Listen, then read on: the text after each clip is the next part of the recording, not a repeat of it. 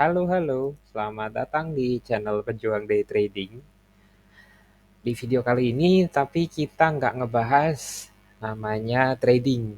Di video kali ini, kita ngebahas seri PPH 21 tahun 2024, di mana kita akan belajar sama-sama terkait studi kasus, gitu ya, dengan kondisi seperti apa yang ditampilin di layar. Jadi ada dua kondisi kasus dan kita akan belajar sama-sama gitu ya. Ini dari perspektif saya sebagai konsultan pajak dan terlibat langsung.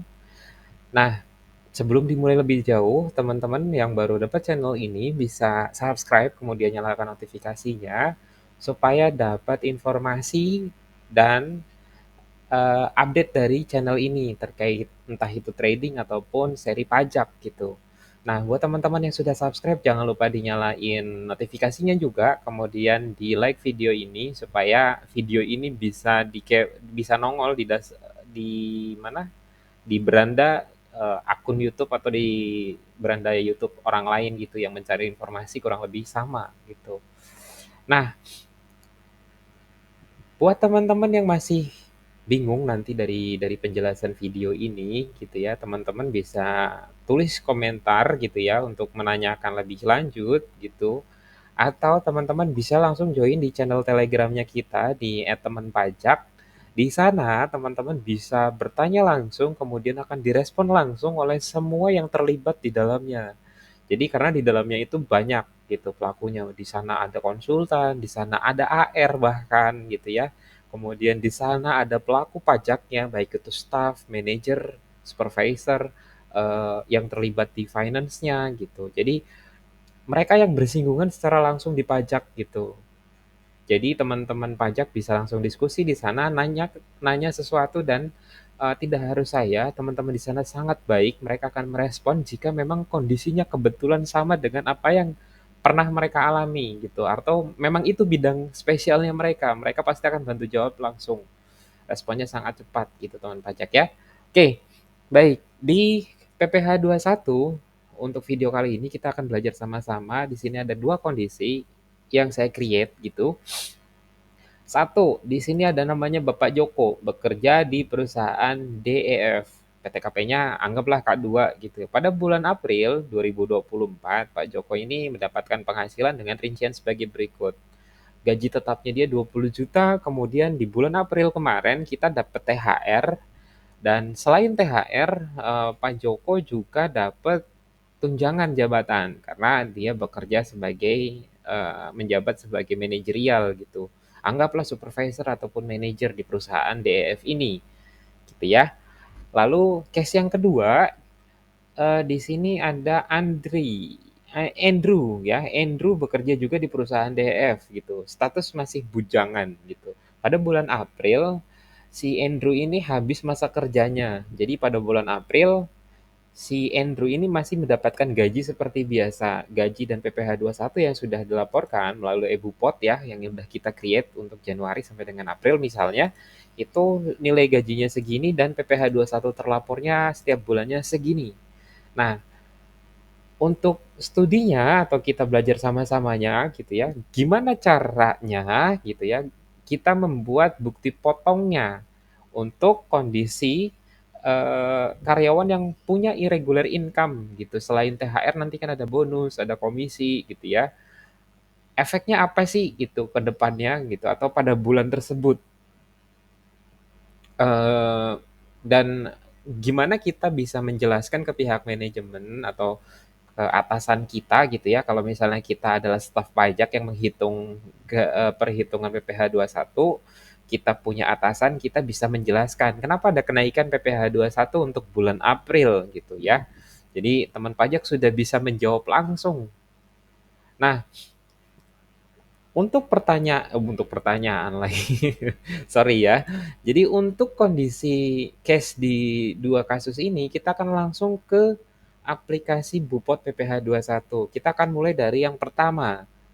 Kalau untuk yang case satu ini, kita bisa langsung treat di tabel hitung ataupun kita bisa langsung masuk ke kalkulator PPh satu ya, teman pajak ya. Jadi kita bisa pakai bantuan ini aja gitu ya, tanpa membuat bukti potong karena kita akan melihat PPh satu terhutangnya dulu gitu ya. Jadi kita grouping dulu teman pajak semua ya. Jadi apa aja sih gitu ya? Apa aja sih unsur penambah atau unsur sebagai penghasilan bruto yang dicatat gitu. Berdasarkan kondisi case di samping atau kita bisa mengakui penghasilan bruto Pak Joko pada bulan April adalah 20 juta gaji tetapnya ditambah dengan THR-nya, kemudian ditambah dengan tunjangan jabatan. Ini adalah penghasilan bruto Pak Joko pada bulan April, ya. Lalu proses berikutnya gimana Pak? Seperti biasa pada bupot-bupot dari masa Januari sampai dengan Maret, teman pajak semua sudah familiar bagaimana cara meng-create bukti potong gitu ya, baik manual ataupun menggunakan skema impor. Kalau teman pajak berada di channel Telegramnya kita gitu ya, di @temanpajak, di sana sudah ada filenya untuk skema impor. Jadi masukkan data informasi gaji di sana, skema impor bisa langsung di-create. Kemudian kita bisa langsung bulk impor gitu. Jadi berapapun jumlah karyawannya, si tabelnya kita bisa masuk gitu si skema impornya karena sudah dikondisikan skemanya.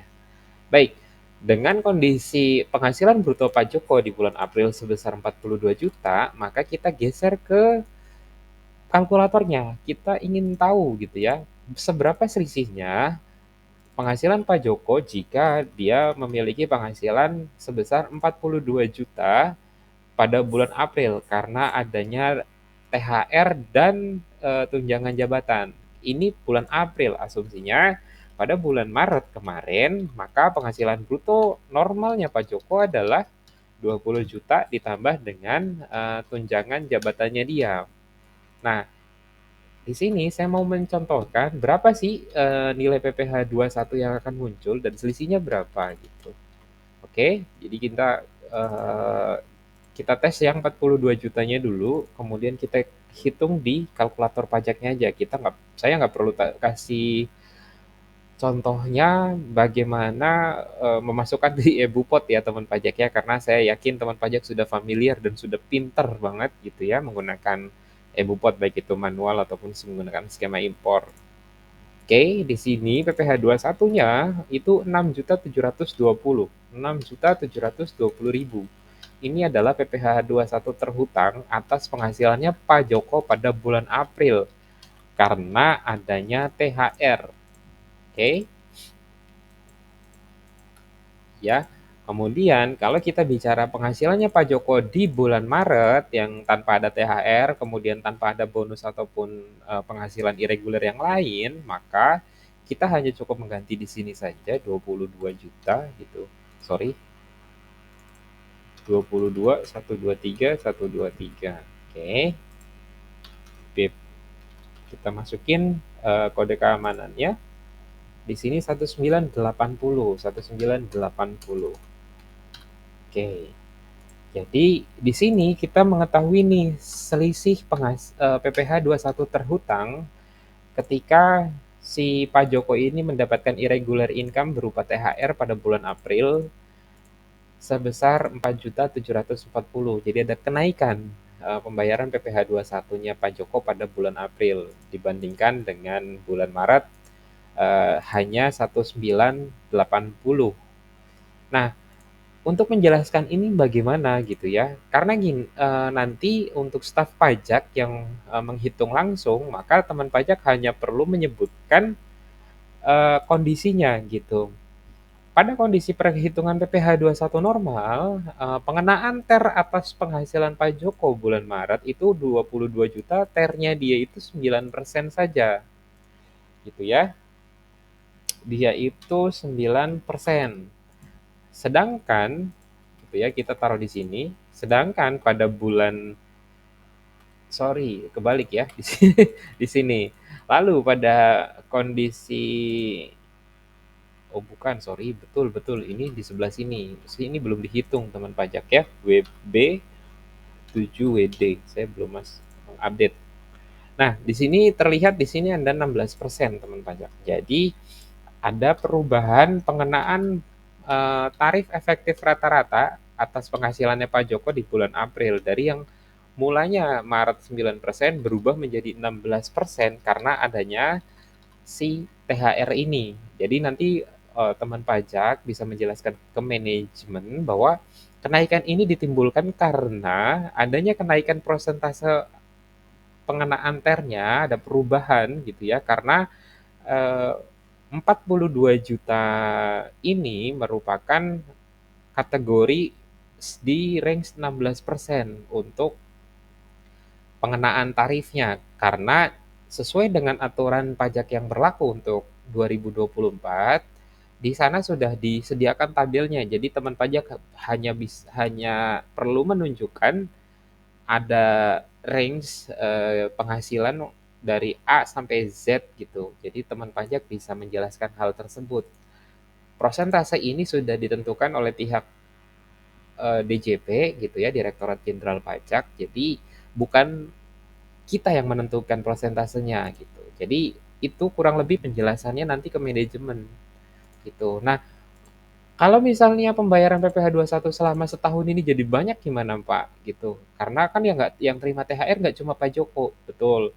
Jadi nanti di akhir tahun ada yang namanya perhitungan disetahunkan gitu. Jadi ada perhitungan ulang secara khusus di masa Desember untuk kelebihan penyetoran PPh satu. Setelah perhitungan Januari November selesai. Nah, penjelasan dan jawaban dari pembelajaran case 1 di mana ada irregular income, kemudian bagaimana cara teman pajak menjelaskan ke pihak manajemen sudah dijelaskan. Jadi kita bisa beralih ke case yang kedua ya. Penjelasannya kalau kurang begitu jelas atau saya belibet, teman pajak bisa ulang video penjelasannya tadi ya di beberapa menit terakhir gitu ya, di beberapa menit tadi untuk dipastikan gitu ya, bagaimana menjelaskan ke pihak manajemen atas kenaikan tarif efektif rata-ratanya dari 9% menjadi 16% sebagai contoh. Kita geser ke case yang kedua, teman pajak. Kita ke Mas Andrew, bekerja juga di perusahaan DF gitu ya. Nah, kalau ini kita akan langsung belajar di Bupot PPh satu karena si karyawan ini posisinya dia berhenti atau resign dan sudah tidak akan menerima gaji lagi di bulan Mei ya. Baik, kalau gitu kita akan geser nih ke Bupot. Kita akan menginput langsung perhitungannya gitu ya. Ini kita ganti, kita ambil informasi dari nama karyawan di sini. Contohnya ini ya. Kemudian kita akan create langsung itu Bupot tahunan A1 karena ini kondisinya bulan Mei tapi ya, bukan di bulan April karena April kita masih hitung normal. Sesuai dengan contoh di sini, si Mas Andrew ini masih mendapatkan gaji di bulan April gitu ya. Jadi pengenaan tarifnya akan seperti biasa. Tidak ada pembuatan bukti potong A1 tahunan secara khusus gitu karena dianggap si karyawan ini masih bekerja karena penghasilannya masih dibayarkan di bulan April, atas bulan April. Nah, yang kita lakukan adalah pembuatan bukti potong A1 tahunan itu di masa Mei. Kita akan memasukkan informasinya gitu. Iya. Jadi kita akan buat di sini. Walaupun kita sudah mengetahui bahwa si Mas Andrew ini berhenti bekerja di bulan April, tapi secara pajak si Mas Andrew ini masih mendapatkan gaji, jadi belum dihitung resign, gitu ya. Walaupun secara manajemen sudah tahu bahwa oh ini gaji terakhir kita harus buatin 1721 A1 atau A1 tahunan, nggak gitu konsepnya, ya. Jadi dipahami bahwa perlakuan pembuatan bukti potong A1 tahunan itu ketika si karyawan sudah benar-benar kosong penghasilannya di bulan terakhir. Setelah bulan dia menerima penghasilan terakhirnya. Contoh di sini karena dia masih mendapatkan penghasilan sampai dengan bulan April, maka gitu ya, si kita akan input di sini, di bagian sini, di bagian kode objek pajak 2101, ini kita isi bulan 4 karena dia bekerja full dari masa Januari sampai dengan April. Nah, secara spesifik saya akan menjelaskan di bagian part-part dari nomor-nomor sini gitu ya. Di sini ada data penghasilan masa pajak terakhir. Di sini kita akan input dia nilainya 12.500.000. Oke. Sesuai dengan informasi kolom di sini. Nah, di bagian sini bedanya apa, Pak? Di sini kita akan memasukkan informasi yang seharusnya. Jadi, di sini kita akan memasukkan jumlah dari penghasilan si Mas Andrew ini selama 4 bulan. Oke, ya, seperti ini. Karena dia bekerja selama 4 bulan, di total itu 50 juta, mungkin gaji di sini kita masukkan juga informasi yang lain. Jika ada rinciannya teman pajak semua ya, di sini ada tunjangan, kemudian honorarium gitu, THR di sini ya. Itu dimasukkan sesuai dengan breakdown-nya. Karena ini akan dipakai juga sebagai informasi tambahan ketika si wajib pajak ini melaporkan SPT tahunannya dia. Oke. Nah, di sini kita pilih setahun. Ya, jumlah penghasilannya itu untuk perhitungannya kita pilih setahun karena kita menghitung setahun untuk 50 juta ini atas masa kerjanya dia selama 4 bulan dari Januari sampai dengan April. Jadi bukan disetahunkan. Kalau disetahunkan teman pajak, di sini kalian masukin nilai ini. Asumsinya gajinya tidak berubah ya. Asumsinya gajinya tidak berubah. Jadi di sini kalian masukin gaji yang dia dapat dalam 1 bulan. Kalau teman pajak memilih opsi di bawah sini yang disetahunkan, di poin 15 ini teman pajak pilih yang disetahunkan, maka teman pajak ini masukin di sini sama dengan yang di atas sini. Oke? Dicatat baik-baik ya perbedaannya. Kalau teman pajak di sini milih yang setahun, maka gaji atau poin nomor 1 di poin gaji atau uang pensiunan berkala ini diisikan dengan jumlah dari masa kerja si karyawan tersebut. Jadi kita isi di sini 50 juta. Oke, kemudian kita tinggal isikan dia PTKP karena dia PTKP-nya 0, PTKP-nya dia bujangan, kita isi TK 0. Kemudian biarkan tabel hitung dari Bupot Unifikasi ini, Bupot 21 ini menghitung. Di sini dia tidak ada. Nah, berikutnya di sini kan sudah kita bisa tinggal pencet-pencet aja nih, ambil-ambil data gitu ya. Kemudian di sini ya, di sini contohnya karena masa April ini sudah terhitung gitu ya, masa April ini sudah terhitung, Maret terhitung, Februari terhitung. Di sini informasinya Januari itu 657.894. Maka ketika teman pajak pencet ambil data gitu ya, pencet ambil data di sini, maka informasi Januari, Februari, Maret, April sesuai dengan pilihan masa terakhir di sini, PPh 21-nya jika memang ada, dia akan muncul seperti ini teman pajak. Oke, bisa dipahami ya. Kemudian di sini kita tinggal pencet lagi aja ambil data, DTP itu kan enggak, jadi dia akan 0 sampai bawah. Ya. Nanti di sini karena secara perhitungan bekerja 4 bulan itu secara setahun itu tidak kena pajak gitu ya, secara setahun ini tidak kena PPh 21, maka di sini ada muncul kelebihan bayar. Maka nanti ketika create bukti potong A1 tahunan untuk Mas Andrew di bulan Mei, itu akan muncul negatif 2.631.576. Oke, di sini kita tinggal di tahap terakhir kita isi penanda tangan gitu ya. Di checklist gitu. Setelah ini di-create gitu nanti akan muncul si bukti potong A1 tahunan di daftar bukti potong. Nanti teman pajak bisa masuk di tab yang tahunan ini, bukan yang bulanan. Di tab tahunan ini nanti di sini akan muncul daftar nyamanya yang sudah dibuat. Oke. Lalu perbedaannya adalah si bukti potong A1 ini akan menjadi pengurang gitu ya, akan menjadi pengurang di status SPT masa setelah kita posting. Nanti akan muncul perbedaan nih teman pajak ya, ketika kita pilih di bulan Mei, setelah kita posting, si 1721 bukti potong A1 tahunan yang sudah kita buat, itu akan mengurangi di bagian induknya teman pajak.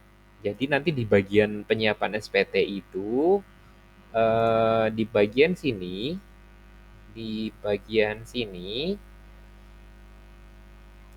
di sini gitu ya, nanti akan muncul negatif atau nilai yang sudah seharusnya gitu. Ini karena kondisinya lebih bayar ya di posisi bulan April ini si PT Solusi, jadi nggak bisa sebagai contoh. Tapi nanti si 2631 ini saya sarankan itu nanti di-create di masa Desember semuanya. Jadi nggak apa-apa dibuat sekarang gitu, takut lupa atau khawatir lupa, silahkan dibuat tapi tidak diposting ya, tidak diposting. Tidak diposting ulang karena kan kita bulan Mei nih ya, di bulan Mei gitu nanti. Nah, di bulan April kan kita membuat bukti potong A1 tahunan itu setelah si PPh satu bukti potong bulanan di-create. Jadi di garis bawahi, pembuatan bukti potong A1 tahunan gitu ya, di-input setelah si PPh satu bulanan atas karyawan tetapnya sudah diposting. Ya, ini di garis bawahi, setiap bulannya teman pajak ketika ada karyawan yang sudah tidak menerima penghasilan di bulan tertentu, teman pajak itu prosesnya adalah menginput PPh satu bukti potong bulanan atas karyawan yang masih menerima gaji di bulan tersebut. Setelah itu diposting, baru create bukti potong A1 tahunannya untuk karyawan yang sudah berhenti bekerja atau tidak menerima penghasilan. Alasannya kenapa, Pak? Karena kita akan memanfaatkan si PPh satu nilai seharusnya gitu ya, koreksi yang tadi negatif, ini ya yang kelebihan bayar atas setoran PPh satu dari Januari sampai dengan November nanti, itu kita akan manfaatin seluruhnya di masa Desember 2024 nanti. Jadi poinnya adalah teman pajak itu membuat bukti potong A1 tahunan untuk Mas Andrew contohnya, itu setelah teman pajak selesai membuat bukti potong bulanan atas karyawan tetap yang masih menerima penghasilan di bulan tersebut. Kemudian langsung diposting seluruhnya, baru kemudian teman pajak membuat bukti potong A1 tahunan untuk karyawan yang resign di bulan tersebut. Ya, dicatat baik-baik dan diingat supaya si bukti potong ini atau kelebihan nilai setor PPh 21-nya nanti kita bisa manfaatkan secara penuh, full, tidak receh-recehan satu orang dua orang, kita bisa manfaatkan full di masa Desember 2024 nanti gitu. Jadi berdasarkan case yang tadi yang sudah saya jelaskan di video ini terkait case yang kedua ini, bukti potong A1 Mas Andrew ini dibuat setelah bukti potong bulanan karyawan yang masih menerima penghasilan atas masa pajak tersebut.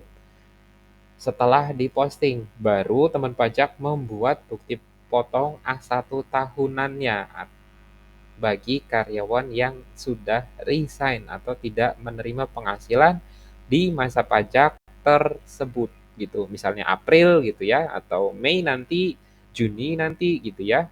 Kemudian prosesnya seperti yang ada di video, teman-teman bisa ulang prosesnya, silahkan dipahami. Nanti kalau misalnya kalian masih butuh pertanyaan, silahkan lari ke channel Telegram untuk bisa diskusi lebih lanjut. Nanti di sana juga dibantu sama teman-teman pajak yang lain, teman-teman konsultan, teman-teman AR. Di sana akan ngebantu ngejawab juga dan menjelaskan tentang bagaimana prosedur yang seharusnya gitu, teman pajak semua. Jadi, jangan lupa subscribe video ini channel ini gitu ya. Jangan lupa di-like video ini, di komen kalau misalnya perlu pertanyaan dan respon dari admin gitu ya. Dan jangan lupa di like. Oke? Thank you.